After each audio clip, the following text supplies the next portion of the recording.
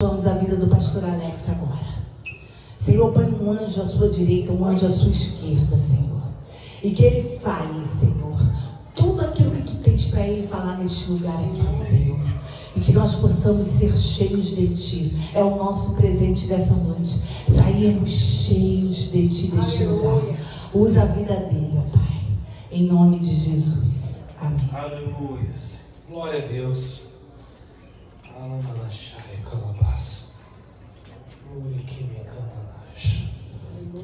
Aleluia. Aleluia. Oh Deus, Tu és maravilhoso, Senhor. Tu és a razão do nosso viver. Jesus Cristo é a razão do nosso viver, irmãos. Ele é o Senhor. Ele é o justificador da nossa fé. Ele é o centro da nossa vida. Ele precisa ser o centro da sua vida, meu querido, minha querida, que está nos ouvindo nesta noite. Ele precisa ser o Senhor, o dono da tua vida. Ele precisa tomar o governo da tua vida, do teu corpo, da tua alma, do teu espírito. Você precisa confiar nele. Você precisa depender dele. Ele é a razão. Ele é o centralizador de tudo. Aleluia. Glória a Deus. Abre a sua Bíblia aí no Evangelho de João, capítulo 9.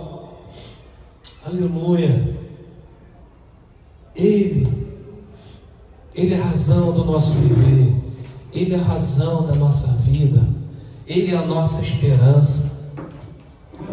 Se refugie nele, meu querido, minha querida, em nome de Jesus. A partir do versículo 1, esse texto é um texto um pouco grande, mas é um contexto que a gente vai tirar muitas lições aqui, muita coisa. João 9, a partir do versículo 1. E eu quero começar com essa primeira parte, que diz o seguinte: da cegueira à visão. Aqui vai contar a história de um cego de nascença. Um cego no qual ele nasceu cego. Ele nasceu sem a habilidade de enxergar. E diz assim a palavra do Senhor: e passando Jesus viu um homem cego de nascença. Passando Jesus, ele viu. Eu quero dizer para você nessa noite que Jesus, ele olha para a sua vida. Ele olha, ele conhece as suas necessidades. Jesus, ele não está lá no céu, longe, distante de você, aquém da sua necessidade, das suas tribulações, das suas dificuldades. Não. Ele olha para você. Ele admira, ele olha querendo ir ao teu encontro. Deixa eu te falar aqui, a nossa necessidade, queridos, amados, atrai a presença do Senhor. O nosso sofrimento atrai a sua presença. E aqui, João, ele narra isso. Ele vê um homem cego e ele vai ali na direção, e no versículo 2, quando ele chega ali perto, os discípulos, eles perguntam a Jesus, ele pergunta: mestre, Rabi, quem pecou? Eles fazem uma pergunta aqui para Jesus acerca desse homem cego de nascença. Quem pecou? Este ou seus pais, para que ele nascesse cego?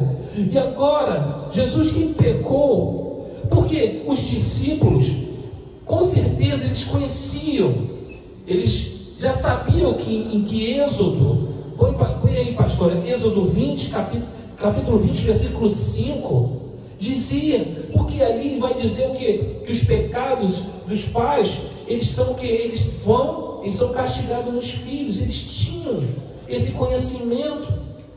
Êxodo 20, versículo 5, diz o que? Não prostrarás diante desses deuses e não os servirás, porquanto eu, o Senhor teu Deus, sou um Deus ciumento, porque puno a iniquidade dos pais sobre os filhos, até a terceira e quarta geração dos que me odeiam. Vá lá para Êxodo também 34, 7.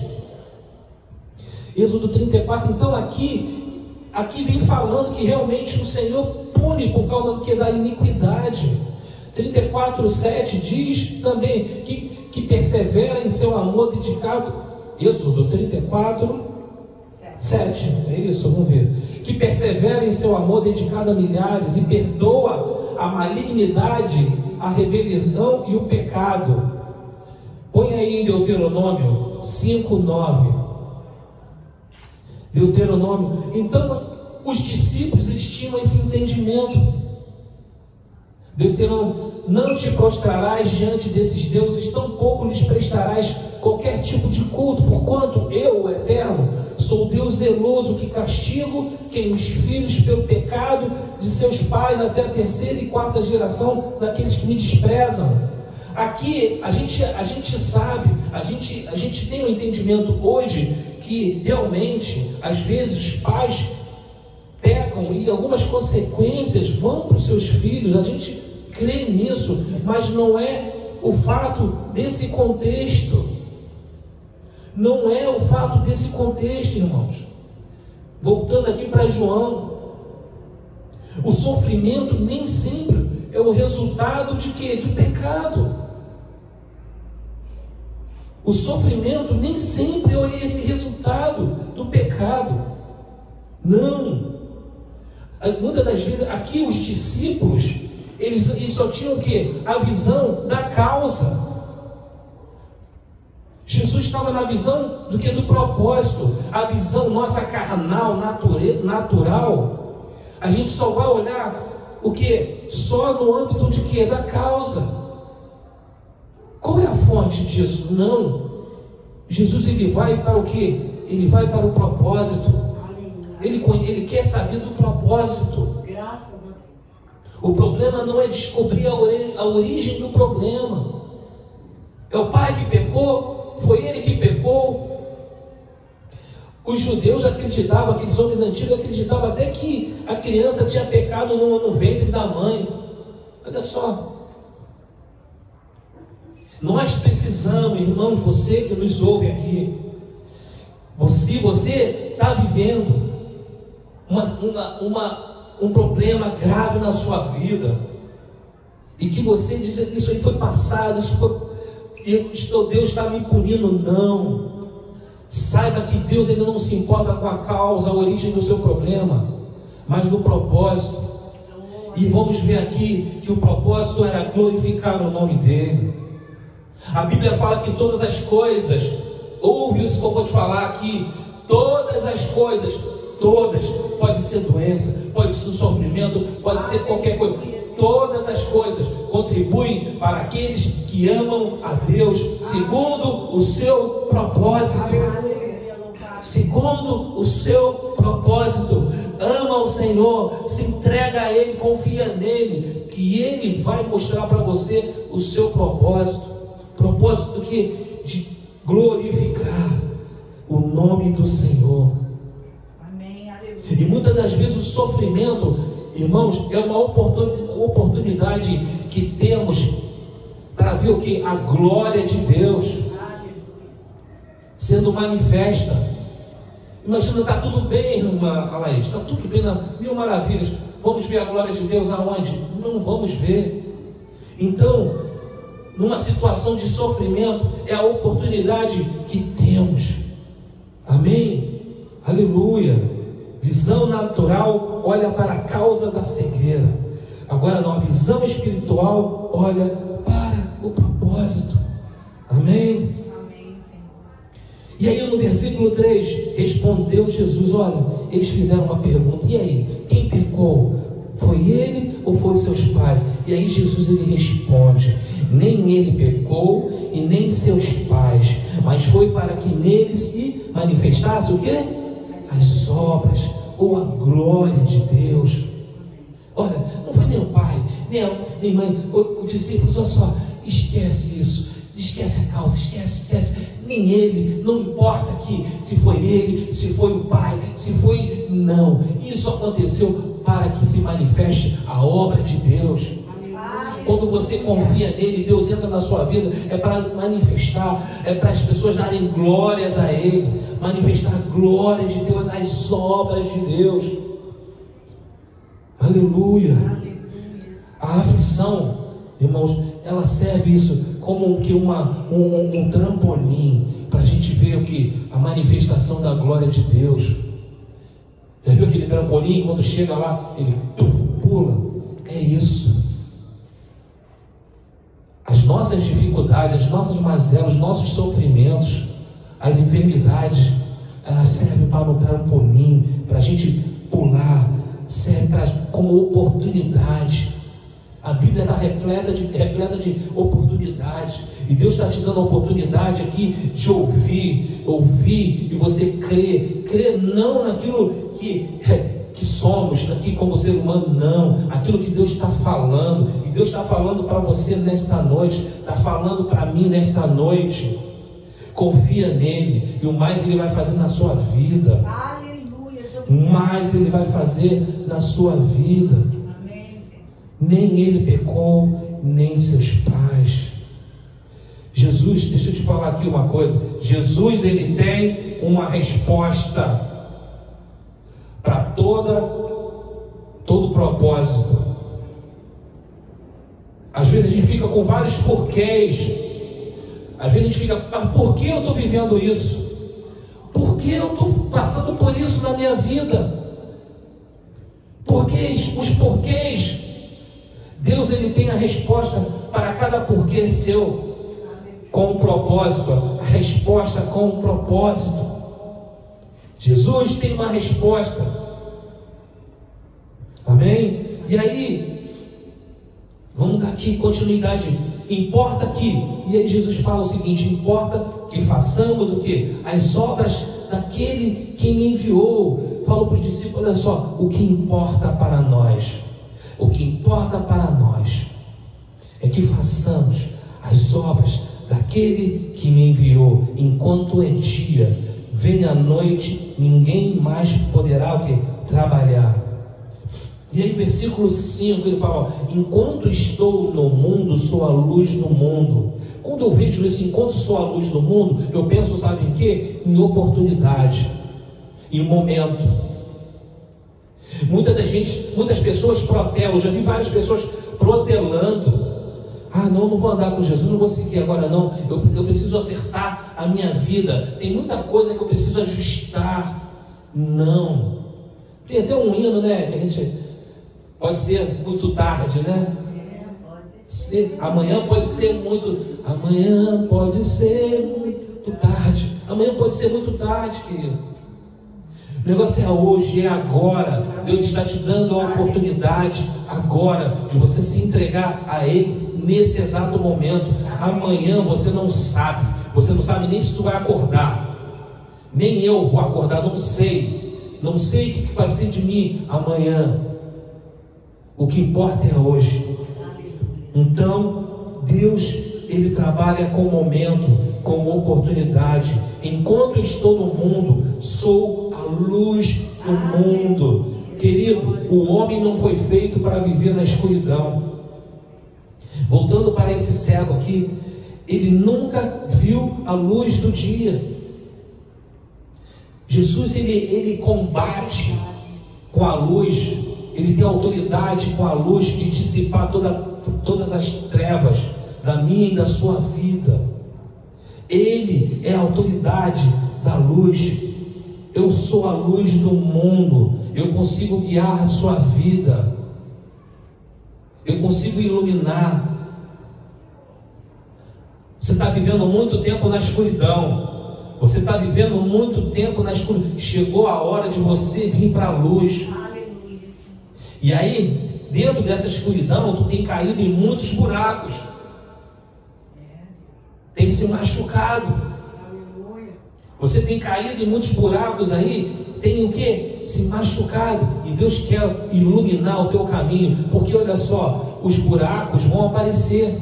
As armadilhas vão surgir na nossa vida, só que quando tem a claridade, quando Ele ilumina o nosso caminho, a gente consegue ver o mal e a gente se desviar dele. A gente consegue. Eu sou a luz do mundo.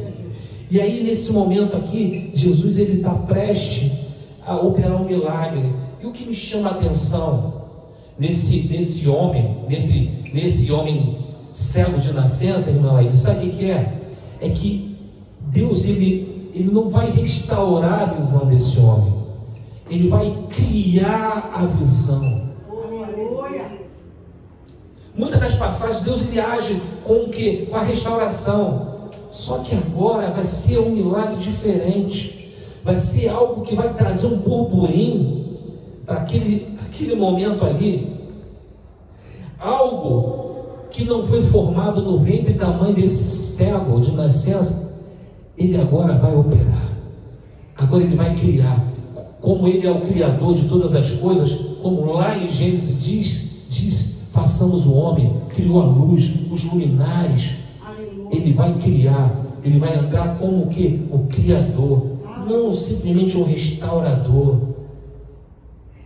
Ele não vai restaurar a capacidade danificada, ele vai criar a capacidade, ele não vai restaurar.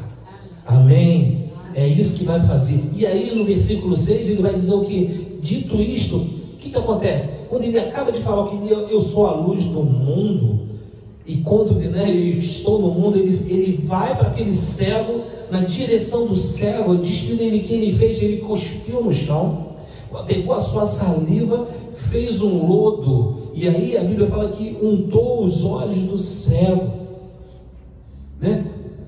Muitas pessoas que de repente leem esse texto, pensam que Jesus fez ali uma manipulação, uma mandinga, alguma coisa. Não. Jesus ele pegou duas coisas que eu entendo ali. Primeiro, ele manifestação da integração, vamos dizer assim, entre Deus e o homem. A saliva de Deus com o barro que é o homem, que nós viemos do barro. E outra coisa, ele fez aquilo dali para passar no olho, naquele lodo ali, para ele o que? Ele mostrar, ele ativar a fé daquele homem. Porque dali ele saiu o quê? Ele saiu, a gente vai ler que ele foi para o tanque de Siloé lavar. Então muitas das vezes Deus ele faz algo na nossa vida que ele vai fazer e ele vai ativar a nossa fé para termos o que? Atitudes de fé. Atitude de fé. Ele poderia chegar ali, tocar nos olhos daquele homem e voltar a enxergar, mas não. Todo milagre do Senhor precisa da nossa participação. A participação de quê? De fé. A gente precisa entender isso, querido. Nós precisamos entender que Deus, Ele age de uma maneira poderosa na nossa vida, mas Ele usa elementos. Ele usa elementos que às vezes a gente pensa que, mas que coisa simples é essa? Para que Jesus vai... É o propósito dele, a maneira dele, é ele que faz. Nós não podemos agir que nem Naamã. Naamã não, como é que é? Aquele que, Amã da forca? Não, Naamã, vamos lá. Aquele que, a menina, ele foi, mergulhou 7 vezes no Rio Jordão, que era leproso. Naamã, né? Naamã. Né? Aquela menina lá, a serva dele, Senhor, olha só, existe um profeta lá em Israel, vai lá que ele pode curar essa lepra. E aí Naamã foi. Naamã chega lá, e aí o profeta, tudo bem, vai lá, ó, tá vendo ali o Rio Jordão, mergulha 7 vezes. Aquilo, como? Os rios na minha terra são os melhores, mais limpos. Acaba indo, né, porque a menina falou, vem cá, por acaso foi algo muito assim, muito pesado para fazer? Uma coisa simples, vai lá e mergulha, acabou e vai ficar curado. Muitas das vezes a gente fica questionando como Deus tem que agir na minha e na sua vida, formatando um milagre. Senhor, faz, tem que ser dessa maneira, assim, assim, assado. Não! É a maneira dele. A maneira dele é especial. Agora existe uma coisa interessante. Aquilo que eu já falei. Jesus ele entrou como Criador. Naamã, ele restaurou aquilo que já existia. Agora para o cego não. O cego criou aquilo que não existia, que era a visão dele. Ele criou. Não é isso? Então o que ele fez ali? Ele cuspiu, fez um lodo. E aí, o que acontece ali? Ele vai e disse, no versículo 7, disse-lhe: vai e lava-te no tanque de Siloé. Então naquele momento ali, o objetivo de Jesus era o que? Era ativar, era criar, ajudar a fé desse homem. Ele precisava ter o entendimento de que Deus iria curar, mas ele precisava levantar. E aí aquele homem vai. Jesus unta os olhos dele, ele vai ali, de repente tateando, até chegar o que? No tanque de Siloé e lavar. Amém? Então Deus ele faz isso. A gente precisa estar atento, querido. A gente precisa estar atento da maneira que Jesus ele vai fazer, vai operar na minha e na sua vida. Ele vai agir na sua vida, mas você precisa entender. E aí nesse momento, o que acontece? Das trevas para a luz. Agora, esse homem, das trevas que ele vivia, porque ele não enxergava nada, da escuridão do ventre da mãe, permaneceu na escuridão. E agora, ele sai das trevas para a luz. E então, no versículo 8 diz, então... E aí, vamos voltando para o 7 aqui. Jesus ele manda neles e disse: vai, lava-te no tanque de Siloé, que significa o que? Enviado. Jesus naquele momento ali, ele estava o que? Fornecendo em público aquilo que foi deixado de formar no útero da mãe dele, que era a visão. Jesus estava, olha só, botando ali publicamente. E aí, o que acontece? Ele vai, lava os olhos, e ele lavou-se e voltou o que? Vendo. Ele voltou vendo. E aí, irmãos, começa agora a segunda parte aqui, porque a gente pensa que quando Jesus ele opera um milagre, irmã Alaide, pastora, irmãos, e o negócio vai ficar mais simples, mas não. O diabo ele não vai ficar satisfeito. O sistema da incredulidade vai começar a levantar, os gigantes da incredulidade vai começar o que? A se levantar para dizer o que? Não, isso que aconteceu na tua vida, isso foi o acaso, ou então, foram só os médicos que fizeram isso para minar a glória de Deus.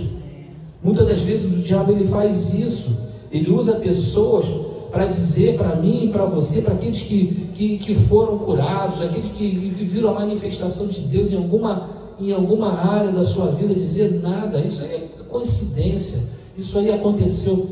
E aí começa, então, o versículo 8, então os vizinhos e aqueles que antes o tinham visto, olha só, as pessoas que conheciam ele, quando o mendigo perguntavam: não é este o mesmo que se sentava a mendigar? Não é esse o mesmo? O que aconteceu com esse cara? Uns diziam: deve ser outro, não é ele não. Não é, mas parece com ele. E aí ele dizia: sou eu. Irmãos, quando nós passamos por uma experiência com Deus, vemos a glória, as obras de Deus, nós precisamos conhecer a nossa identidade em Deus. Porque vai aparecer, vai surgir a pressão da incredulidade. Pessoas vão chegar e vão te pressionar, vão nos pressionar. Mas vem cá, que é isso? Não, que aconteceu nada. Até a gente chegar assim: será mesmo que Deus fez mesmo na minha vida? Será que isso... Não, mas só os médicos, foi isso? Não, irmãos, nós precisamos ter o que? A nossa própria identidade. Não podemos ter dúvidas na nossa mente daquilo que Deus fez ou daquilo que Deus vai fazer. Querido, que você que está me ouvindo, você não pode ter dúvida na sua mente daquilo que Deus vai fazer na sua vida, ou fez na sua vida, poderá fazer na sua vida. Você precisa ter a sua própria identidade. E aí no versículo 10 perguntaram-lhe, pois, como se abriram os olhos? Como é que abriram os teus olhos?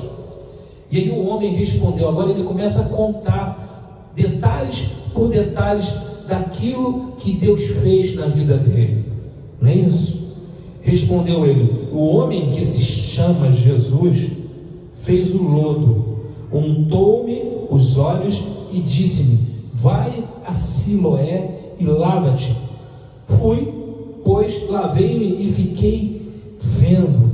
Olha só, quando a gente vê a glória de Deus, quando a gente vê a manifestação, tem uma experiência com Deus, a nossa fé começa a ser crescente. Vocês vão entender isso durante esse contexto aqui. Primeiro, ele diz assim: olha, o homem que se chama Jesus.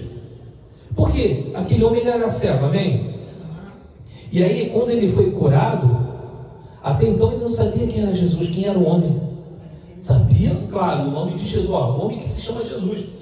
Ele, olha como é que o poder de Deus é tão profundo na nossa vida, que ele viu, quando ele foi curado, ele já foi em direção da casa dele, ele já foi para os seus, já foi para a sua comunidade. E aí agora, o que acontece quando fizeram a pergunta ali? O homem que se chama Jesus, ele foi, e aí ele narrou. Agora começa o que? Uma crescente consciência na mente daquele homem de quem Jesus é. Irmãos, isso é importante. Nós temos isso por causa, eu vou falar aqui, Deus falou muito forte comigo sobre a pressão da incredulidade. O sistema do mundo, ele vem como um gigante da pressão da incredulidade, para você não crer que Deus, ele operou na sua vida e pode operar, possa agir, se manifestar com glória na sua vida. Então ele foi, falou, foi esse homem. Nós não podemos ter dúvida na nossa mente na hora da pressão da incredulidade. A gente tem que chegar, olha, vamos falar, mas quem fez isso na sua vida? Foi Jesus. Quem transformou a tua vida? Foi Jesus, foi Deus. Acabou. Nós não podemos ter essa dúvida. E aí continuaram no versículo 12, continuaram e perguntaram: onde está ele? Então respondeu: não sei. O cego vai e responde: olha, eu não sei onde ele está. E aí o que acontece ali? Pegaram eles e levaram para quê? O 13, levaram para aos fariseus. Essa palavra estava mexendo comigo, sabia? Eu falei, cara, eu fui estudar o que é sobre fariseu. Olha, irmãos, cuidado que no meio do mover de Deus, você vai ver a glória de Deus. Eles podem te levar para os fariseus. E essa palavra fariseu vem da raiz em hebraico, que significa, sabe o que? Essa palavra ela é parash no hebraico, que significa, que quer dizer o que? Separar ou afastar. Pegou aí, irmã? Amém? Olha, a pressão incrédula, ela faz levar os fariseus para afastar, para separar de Deus, para jogar dúvida. Então aí levaram esse homem aos fariseus. E aí no versículo 14, ora, era sábado, o dia em que Jesus fez o lodo e lhe abriu os olhos. Então os fariseus também se puseram a perguntar-lhe como recebera a vista. Irmãos, a incredulidade, ela tenta explicações para invalidar o milagre de Deus na minha e na sua vida. Cuidado Cuidado. Se Deus agiu na tua vida, cuidado. Porque se você se aproximar dos fariseus, eles vão te encurralar. Eles podem te encurralar até você chegar e dizer que aquilo ali foi natural, foi o ocaso que aconteceu na sua vida, foi por acaso. Os médicos. Então, cuidado. A incredulidade, ela tenta, com vários tipos de explicações, de questionamentos, para invalidar o milagre de Deus na sua vida. E aí respondeu-lhes ele. E aí o homem vai e responde agora aos fariseus. Pôs-me lodo sobre os olhos, lavei-me e vejo. E aí o versículo diz assim: por isso alguns dos fariseus diziam: este homem não é Deus. Está falando de Jesus aqui. Esse homem não é de Deus, pois não guarda o sábado. Só porque Jesus pegou o lodo, a lama e passou, eles falaram que Jesus trabalhou e fez uma coisa que não guarda o sábado. Por isso, vamos lá. Então, estou no versículo 16. Por isso alguns dos fariseus diziam: este homem não é de Deus, pois não guarda o sábado. Diziam outros: como pode um homem pecador fazer tais sinais? E aí havia ali, a Bíblia fala, havia uma dissensão entre eles, havia falta de concordância no meio da incredulidade, havia confusão, divisão. Olha, as coisas de Deus não adiantam. Paulo, ele vai dizer que as coisas de Deus é loucura até para religiosos, É verdade. que eles não entendem, nunca vai compreender, nunca vai entender. Estavam ali em dissensão, falta de concordância. 17. Tornaram, pois, a perguntar ao cego. Saíram ali discussão. Mas isso. Voltaram para o cego de novo agora. De novo. Aí vou lá perguntar ao cego: que diz tu a respeito dele, visto que abriu os olhos? Olha a ascensão da fé desse homem. Agora ele chega e fala que é o quê? E ele respondeu: é profeta. De homem, agora a fé dele já está subindo. Ele, olha que ele não viu Jesus, já está ali, a experiência que ele teve como Deus já faz colocar ele num ângulo, num outro patamar de visão em relação a Deus. Ele é profeta. Ele é profeta. Reconhecimento agora de homem, que era Jesus, para profeta. E aí no 18, os judeus, porém, não acreditaram que ele tivesse sido cego e recebido a vista, enquanto não chamaram os pais do que fora curado. Agora vamos passar, calma aí. Chama os pais dele aqui, porque eles queriam apertar o cerco de qualquer maneira e não estava conseguindo. Agora mandaram o quê? Chamar os pais dele. Vamos pressionar agora os pais, porque existia uma maldade aí. A gente vai ver que maldade é essa dos fariseus. Então, os judeus, porém, não acreditaram, e aí mandaram chamar os pais. 19. E lhes perguntaram: é este o vosso filho? Que dizeis ter nascido cego? Como, pois, vê agora? Olha só, quando o incrédulo é confrontado com as evidências contrárias aos seus preconceitos, ele começa a questionar. Porque a dúvida de Satanás, ele sempre vai jogar dúvida, questionamentos. A pressão de incredulidade vai sempre, tudo aquilo que é contra os seus preconceitos, ele vai pressionar com o quê? Com questionamentos, trazendo dúvida. E agora fala: é esse aí, teu filho? É teu filho? Ele não era cego? É. Como, pois, vê agora? O 20, responderam seus pais: sabendo que este é o nosso filho e que nasceu cego, mas como agora vê, não sabemos, ou quem lhe abriu os olhos. Talvez, vamos parar aqui, talvez os pais até sabiam, mas os pais estavam com medo. Sabe por quê? Porque fala: é o nosso filho e nós acreditamos que Deus operou na vida deles. Mas se ele fala isso, eles iam ser abolidos da comunidade judaica, iam perder credibilidade. Eles iam ser retirados. Vocês não podem ficar mais aqui entre nós. A gente vai ver aqui nesse texto. A gente vai ver aqui. Então, respondeu seus pais: sabemos que este é nosso filho, que nasceu cego, mas como agora vê, não sabemos, ou quem lhe abriu os olhos, nós não sabemos. Perguntai a ele mesmo, tem idade, ele falará por si mesmo. Então eles estavam ali, os pais estavam com medo de ser o que? Marginalizados, banidos da comunidade judaica, socialmente, economicamente, familiar. Então ele estava com medo. E aí João ele vai falando aqui, isso disseram, 22, seus pais, porque temiam os judeus, porquanto já tinham estes combinado que se alguém confessasse ser Jesus o Cristo, fosse expulso da sinagoga.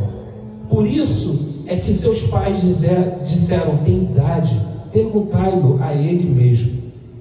E aí o que aconteceu aqui no versículo 24? Então, chamaram de novo pela segunda vez o homem que fora cego. E aí agora fizeram uma pressão religiosa, uma pressão ali, usaram até um jargão, disseram, glória a Deus, tipo assim, agora tu diz a verdade, não é isso? Dá glória a Deus, dá glória a Deus, nós sabemos que esse homem é pecador. E aí no 25 ele fala, e respondeu ele, olha só, o cego, se é pecador, eu não sei, uma coisa eu sei, eu era cego e agora eu vejo. Irmãos, quem passa por uma experiência pessoal com Deus, não, olha, nada vai te abalar. Você vai ter a tua personalidade em Deus ali, ó. Não importa se ele era pecador, o que ele é, se curou, se fez lodo no sábado. Eu só sei que eu era cego. Eu só sei que eu vivia na escuridão, nas trevas. E agora eu passei das trevas para a maravilhosa luz. Aleluia. Agora eu passei para a maravilhosa luz. Agora eu vejo as cores. Agora eu vejo os luminares. Agora eu vejo o que Deus criou. Eu vejo os pássaros, eu vejo os animais, eu vejo o rosto das pessoas, eu vejo a glória de Deus, eu vejo através do firmamento, eu vejo os céus. Não importa. Agora, uma coisa eu sei, eu era cego, agora eu vejo. No 26, e perguntaram, pois, o que foi que te fez? Como te abriu os olhos? De novo estava pressionando ele. E respondeu-lhe o cego, já vou-lo disse, já falei e vou repetir de novo, e vocês não atendeste. Para que o quereis tornar a ouvir? Acaso vocês também querem ser discípulos dele? Olha só agora o cego. O cego vai falar, o que você? Eu não estou entendendo vocês querem ser discípulos dele também? Quase falam, com essa, é interessante, né? Quando a gente vê a conversa assim, dentro do coração desse cego, ele já entendeu que ele já era discípulo, porque ele fala, vocês querem ser discípulo também? Tipo, não, é o português, mas vocês também querem ser? Vocês querem ir para Jesus também? Que nem eu? É isso. E respondeu, né? Então, acaso você quer tornar discípulo? 28. Então o injuriaram e disseram, discípulo dele és tu, nós porém somos discípulos de Moisés. Sabemos que Deus falou a Moisés, mas quanto a este não sabemos de onde é. Respondeu-lhes o homem, nisto pois está a maravilha, não sabeis de onde ele é, entretanto ele me abriu os olhos. Sabemos que Deus não ouve, aí os caras, sabemos que Deus não ouve os pecadores, mas se alguém for temente a Deus e dizer a sua vontade, a esse ele ouve. Desde o princípio do mundo nunca se ouviu que alguém abrisse os olhos a um cego de nascença. Se este não fosse de Deus, nada poderia fazer. O cego já estava até pregando para aqueles incrédulos ali religiosos. O cego já estava até pregando para eles. O cego já estava ali já abrindo o verbo de quem era Jesus. Pô, não sabeis? Não é isso? Desde o princípio do mundo. Porque no Antigo Testamento, aonde que viu um milagre desse, dos olhos do cego de nascença? Deus curar? Não tem. Não tem. Não é isso? Isaías até falou, né? Isaías tem a profecia sobre Jesus, que lhe curaria, ele daria o que? Olhos para os cegos, visão para os cegos. Amém? Eu estou no 33. Se este não fosse de Deus, nada poderia fazer. Replicaram-lhe eles: tu nasceste todos em pecado. Olha só como é que o diabo ele faz. Aí já começa a querer jogar ali acusação sobre ele. Pô, tu nasceste todo em pecado e vem agora nos ensinar a nós? E aí o que eles fizeram? Expulsaram ele. Irmãos, olha só, quando a gente se posiciona em andar com Deus, quando a gente toma a decisão em estar com eles, nós poderemos até ser excomungados da sociedade, ser marginalizados. Nós temos que estar em Deus para o quê? Tá bom, mas eu sei quem Deus, o Deus que eu tenho crido, eu sei quem Ele é na minha vida, e não vou abrir mão disso. Nós temos que ter esse posicionamento. Hoje a gente vê um montão de gente que vem, um montão de artistas, um montão de gente que chega lá e começa a estar cheio de coisas, cheio de ladainha. Daqui a pouco, no primeiro cerco, na primeira pressão de incredulidade, já desiste. E daqui a pouco começa a falar mal do Evangelho, começa a falar mal de Jesus, começa a falar mal. Então, o que aconteceu aqui? Expulsaram ele. E aí no 35, soube Jesus que haviam expulsado. Aí, você está pensando que tu fica só? Não fica só. As pessoas podem te abandonar, mas a palavra de Deus fala aqui: olha, eu nunca te abandonarei e nem te desampararei, diz o Senhor. O Senhor, Ele nunca vai te abandonar. O homem pode te abandonar, pode abandonar pai, mãe, tudo, todos, menos o Senhor. Menos o Senhor. É isso? E sobre Jesus que o havia expulsado, e achando-o, perguntou-lhe. Olha só, Jesus ele soube, e aí Jesus falou: calma aí, eu preciso encontrar ele, eu preciso achar. Jesus vai e acha, e aí encontra esse homem que outrora era cego e que foi o que? Expulso. E olha, vamos só recapitular aqui a fé desse homem tinha o que? Ele tinha visto Jesus como Jesus homem, depois como profeta, e agora, olha só que lindo, olha só, e aí soube, né, Jesus que havia expulsado, e achando perguntou-lhe: crês tu no Filho do Homem? Esse Filho do Homem é um título messiânico. Jesus estava falando para ele: oi? Filho de Deus, Filho do Homem. Isso é um título messiânico. E Jesus estava fazendo uma pergunta para ele: crê você no Filho de Deus? No Filho do Homem? E aí, no 36, respondeu ele: quem é, Senhor, para que nele creia? E disse-lhe Jesus: já o viste, e é ele quem fala contigo. Aleluia. E aí, olha só, e disse o homem: creio, Senhor. Agora, olha só, ele passou, a fé dele, irmãos, isso é forte, preste atenção aqui, isso é profundo. Aquele homem teve uma experiência com Deus, e aí a mente dele, a fé dele foi de Cristo o homem. Depois, mais à frente, pressionado, foi para profeta. Depois ele foi ali como Messias, o Filho de Deus, e agora como Senhor. Aleluia, é verdade. Muitas das vezes a gente para pelo caminho. Às vezes Deus ele age na nossa vida e para como Jesus, um homem.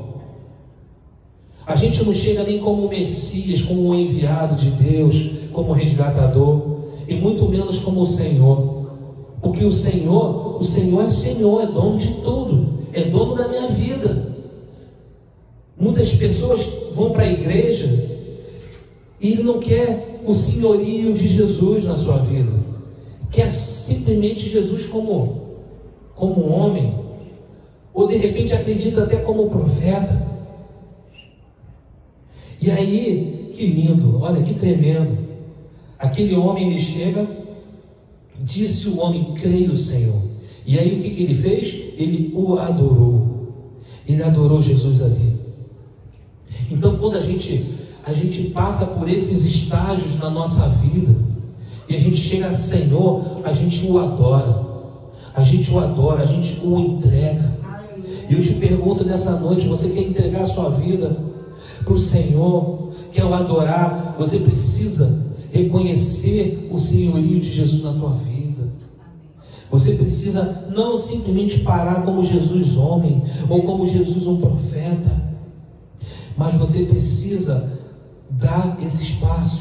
E aí prosseguiu então Jesus, 39: eu vim a este mundo para juízo. Interessante, né? Ele resgata aquele homem, ele fala aquilo tudo, e agora ele chega e fala: olha só, eu vim a este mundo para juízo. Irmãos, deixa eu falar algo aqui importante. Deus, ele é amor, Deus, ele é bom, mas Deus, ele é justiça, ele é juízo. Por isso que a gente fala aqui em oportunidade. Deus, ele está te dando oportunidade. Você que está nos ouvindo aqui, Deus, ele vem também como juiz. Ele vem com o seu juízo. Aqueles que amam, aqueles que se entregam a Ele, mesmo sendo escorraçado, largado pela sociedade, mas o adora, reconhece como Senhor. Agora, aqueles que não escolhem vão ser julgados. E aí prosseguiu então Jesus: eu vim a este mundo para juízo, a fim de que os que não veem, vejam, e os que veem se tornem cegos. E aí no 40, alguns fariseus que ali estavam com ele, ficou ali de butuca, ali vendo Jesus falou aqui, ouvindo isso, perguntaram-lhe: ô Jesus, porventura somos nós também cegos?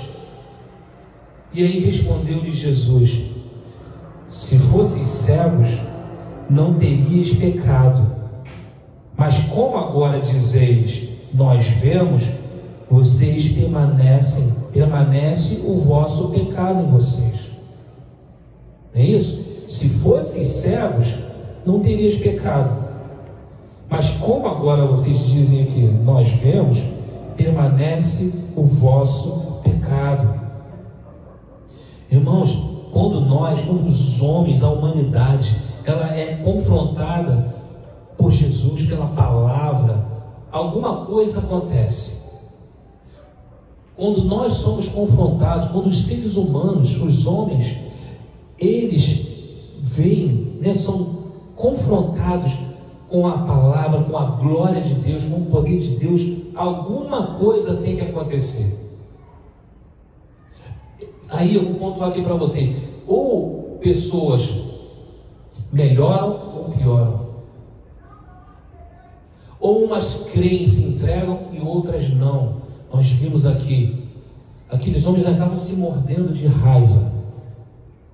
Quando vem a manifestação do poder de Deus, da glória de Deus, ou pessoas melhoram ou pessoas pioram. Presta atenção nisso, que a gente vai ver em todo o contexto da nossa vida. Ou outra coisa, ou acreditam ou duvidam, ou não acreditam. Não, eu não acredito nisso não. Não, eu até acredito em algumas coisas na Bíblia, mas ela é imperfeita. Quando nós vemos, somos ali confrontados com a manifestação do poder, do amor, da glória de Deus. As pessoas acreditam ou recusam-se a acreditar.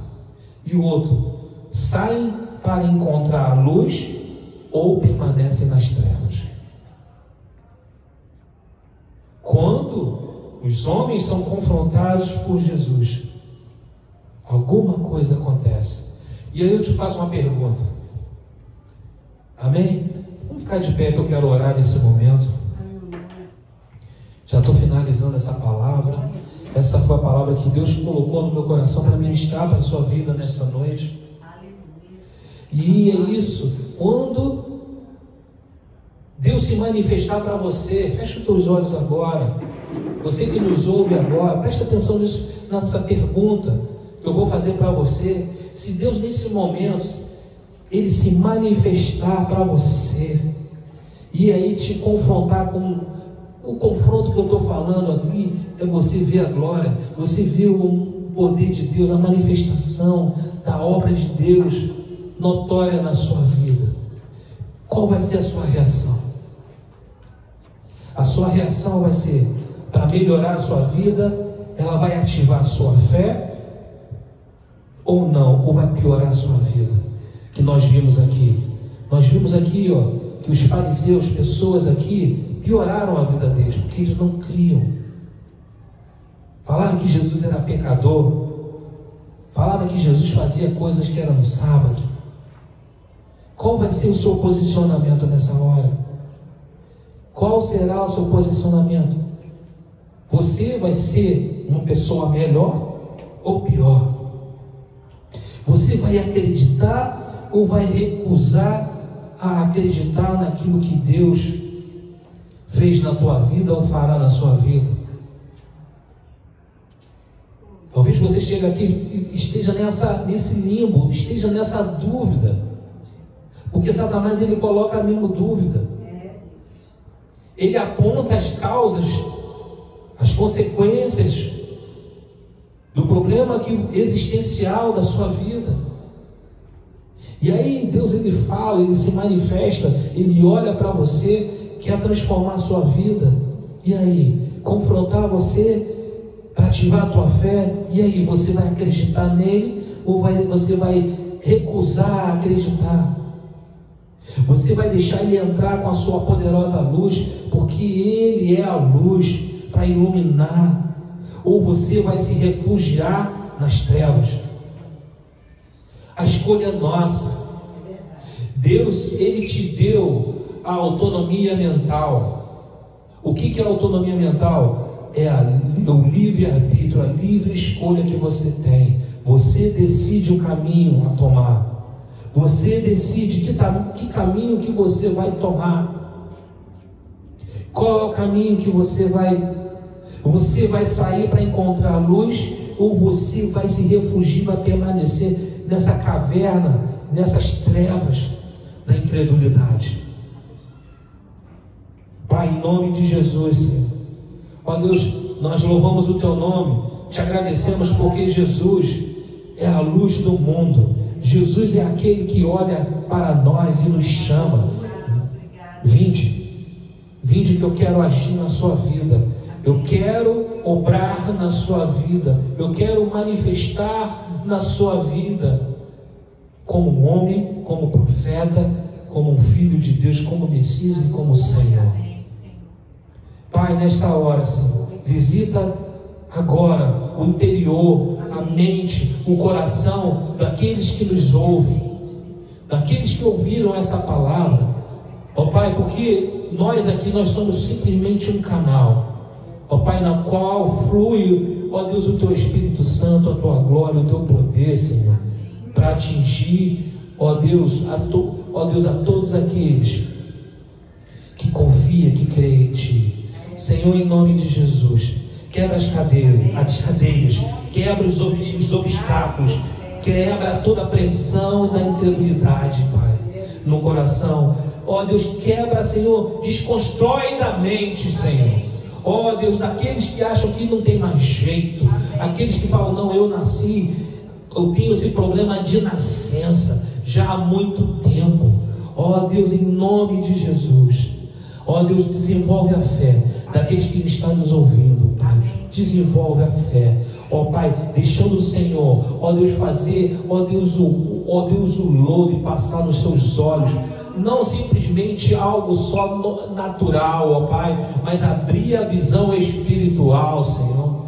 Ó Deus, em nome de Jesus, Senhor, nós abençoamos, cuida de cada um, Senhor. Ó Deus, que nos ouviram, Senhor. Ó Deus, em nome de Jesus, que eles possam se entregar, não uma religião, ó Deus, que nem esses fariseus que vimos aqui, ó Deus, mas se entregar ao Senhor, a sua palavra, ó Deus, experimentos, ó Pai, experiências, ó Pai, contigo, Senhor, ó Deus, e vendo, ó Deus, a tua glória, Pai, em nome de Jesus, Senhor, em nome de Jesus, nós repreendemos, quebra todas as cadeias, cadeias da incredulidade, cadeias da indiferença, ó Deus, cadeias das trevas, Senhor. Sai para fora, em nome de Jesus, Senhor. Em nome de Jesus nós oramos e te agradecemos, porque, ó Deus, o Senhor, em ti está o sim, em ti está o amém. Ó Deus, o Senhor faz muito mais além daquilo que pedimos, ou pensamos, ou imaginamos, ó Pai, para a glória do teu nome. Nós oramos em nome de Jesus. Amém e amém. Graças a Deus. Glória a Deus. Aleluia. Amém. Levanta suas mãos. Que a graça do Senhor, que o amor de Deus e a doce consolação do Espírito Santo esteja com cada um que ouviu essa palavra, cada um espalhado sobre a face da terra. Ó Deus, em nome de Jesus, nos quatro cantos dessa terra, não só hoje, mas para todo sempre, e dizemos amém e glória a Deus. Amém.